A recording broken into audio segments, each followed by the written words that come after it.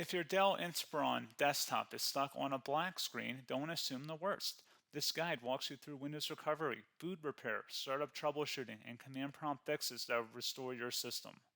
A lot of errors pertain to this problem, and we're going to go ahead and jump into what should hopefully be a pretty straightforward process, guys. And we're going to go ahead and jump right into it. So first thing I'd recommend doing would be to actually go ahead and boot to the troubleshooting utility on Windows 11. So if you do a hard power off 3 times in a row, Windows should automatically attempt to launch the startup repair utility. And if it doesn't find anything, it will give you the option to select advanced settings, in which case it will take you to a screen that looks like this. Now, if it does not take you to a screen that looks like this, or you're unable to get to that, you can also download the Windows 10 Media Creation Utility, or Windows 11. They probably will make a creation utility for Windows 11 at some point.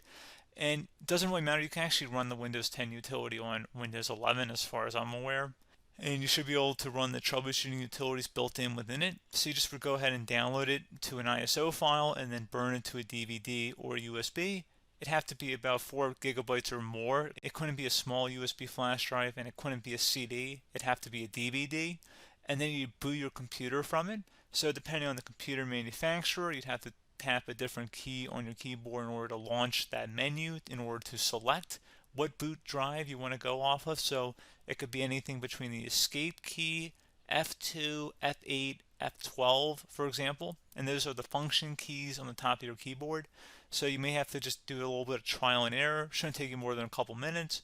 Googling it would probably be best before you even begin. But anyway, we're ready to go ahead and jump right into it. So we're on the choose an option page. So these will look very similar whether you're booting from it directly within Windows itself, or if you're plugged in a USB flash drive with the media creation utility installed and you selected the recovery option. So when you are setting up your Windows 11 installation or Windows 10, depending on the drive you're using, there should be an option to repair your computer in the bottom left corner of the dialog window, one of the first screens that comes up. You go ahead and select that, and then it would take you to a troubleshooting screen like you see here. And you want to go ahead and select troubleshoot, reset your PC, or see advanced options. And then there are going to be a whole bunch of options in here that we're going to explore in today's video. The first one, we're going to actually go underneath advanced options and then select startup repair, fix problems that keep Windows from loading. So go ahead and select that first.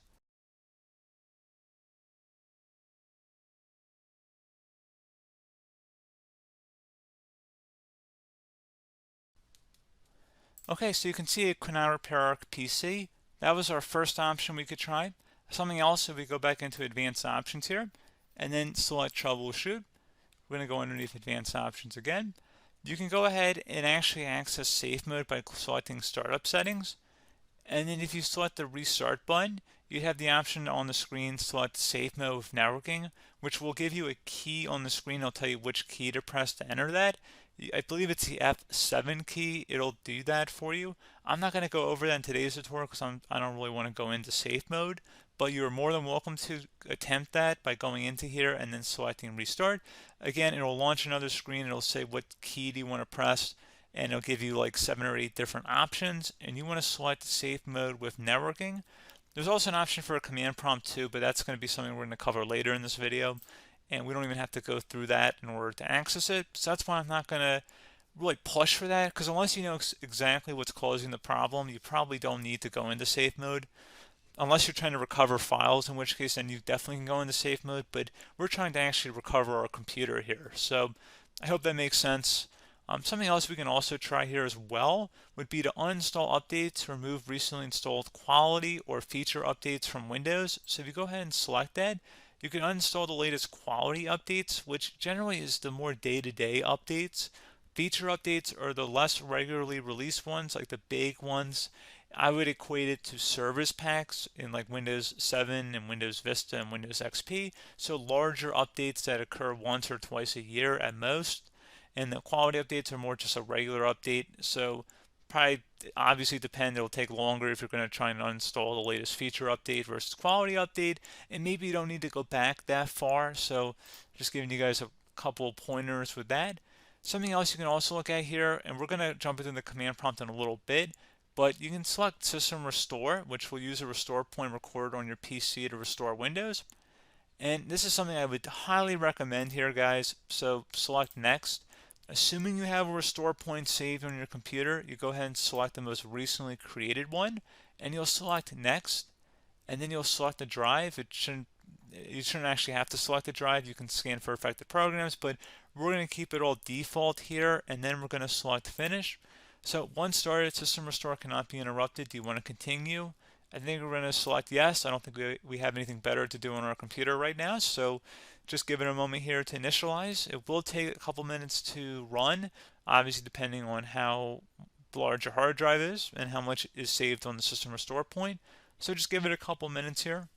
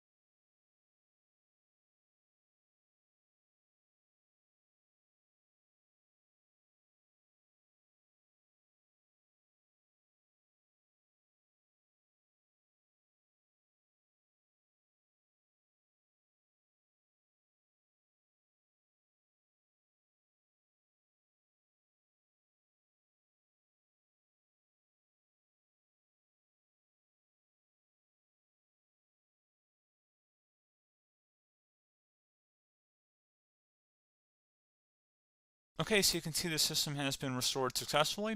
We're going to go over a couple different methods addition to that if that did not work. So I'm just going to pause the video and we're going to start back on the recovery screen that we started with. Okay, so a couple other things we can try here too. If you go back into troubleshoot, you can select reset your PC, while you choose to keep or remove your personal files and then reinstalls Windows. You can select to keep my files, which will remove apps and settings but keeps your personal files. You can also select remove everything, which will remove all of your personal files, apps, and settings. So this is more of a factory reset, the second option here. First option, it should not delete all of your personal files. However, it will pretty much clear most of your programs. And keep in mind, there's no guarantee that your information, number one, is even still available and easily recoverable on your computer to the point that you actually would be able to recover anything. And the second point is that there's always a chance that it won't actually recover and it will just do a factory reset anyway. So there's no guarantee that actually would keep your files anyway. So I would recommend trying to get a recovery tool and backing that up first before selecting it anyway. But again, those are a couple different options. And then something else you can try here, if you go back to the choose an option. Another option, if you go underneath choose an option and select troubleshoot, advanced options, and now select where it says command prompt. Okay, so the first thing we should do is type our main hard drive here. In most cases, it should be the C drive. So you just do a C colon and then hit enter on your keyboard. So once you're underneath the C drive, we're going to type in dir and then hit enter on your keyboard. It should have program files, users, and Windows all in there. That's how you know you're in the right directory.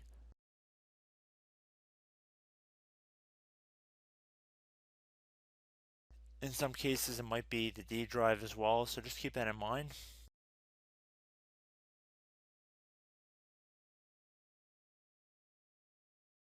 Next thing we're going to do is type in cd space / Windows / System 32 / config, and then you're going to hit enter on your keyboard.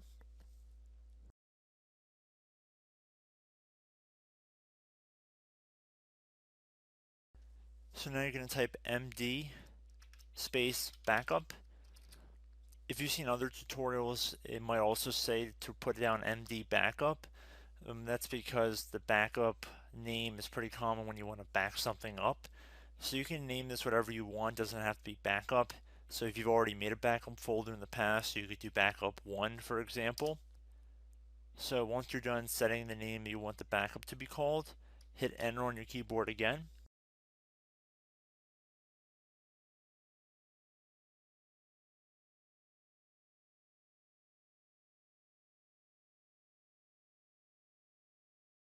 At this point you want to type copy, C-O-P-Y, space, then you want to do the star symbol above the 8 key, then do a period or a dot, whatever you want to call it, then another star sign, and then another space, and then type backup, and then hit enter on your keyboard.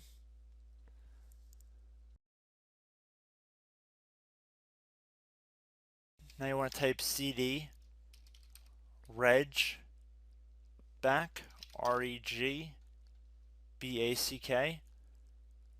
and then hit enter on your keyboard. So now that we are under the reg back, so now you want to type dir again, and then hit enter.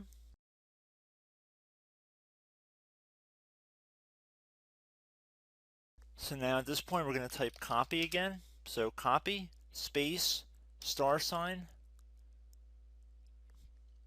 dot, another star sign, space, and then 2 dots. So we're going to type copy, space, star sign, dot, sign, star sign, dot, dot, and then hit enter on your keyboard again. So for overwrite, you want to overwrite all. So type A on your keyboard, so capital A, and then hit enter on your keyboard.